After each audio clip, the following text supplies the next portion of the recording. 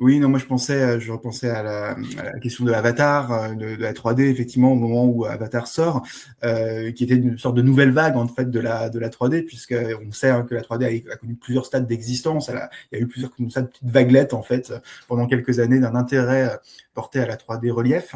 Et pour le coup, Avatar a été le point de départ d'une autre vague, justement, de 3D relief à ce moment-là. Ce qui était intéressant, c'est de voir comment le public a pu réagir, en fait, à cela. C'est-à-dire qu'il y a eu deux écoles, en fait. Il y a eu les spectateurs qui connaissaient déjà, en fait, un peu le cinéma de Cameron, qui avaient cette cinéphilie, qui savaient, en fait, comment Cameron allait pouvoir utiliser la 3D dans cette logique de construction de l'intérieur, de l'espace, en fait, l'idée de nous projeter dans ce monde avec une gestion spatiale assez singulière, et d'autres qui disaient, c'est un film en 3D, la 3D, c'est l'attraction, c'est les parcs, etc.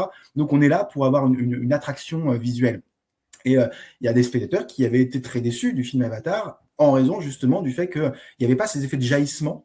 C'est pas un film qui capitalise là-dessus. En revanche, je me rappelle très bien, le film était introduit par une petite publicité c'était Haribo, les bonbons Haribo. On avait ces bonbons Haribo qui flottaient comme ça dans la salle avec la 3D.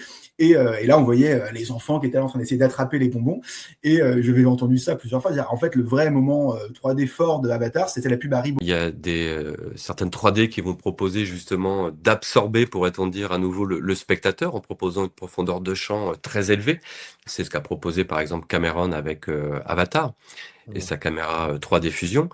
Et puis d'autres films 3D qui, là aussi, sont peut-être plus dans l'attraction et qui vont proposer ce que certains auteurs appellent des effets de jaillissement, où en fait on a l'impression qu'il y a des objets qui arrivent comme ça sur nous en tant que spectateurs, ce qu'on retrouve aussi d'ailleurs justement dans certains parcs d'attractions.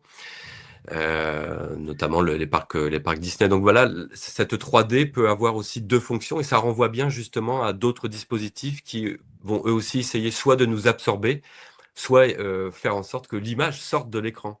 Mm.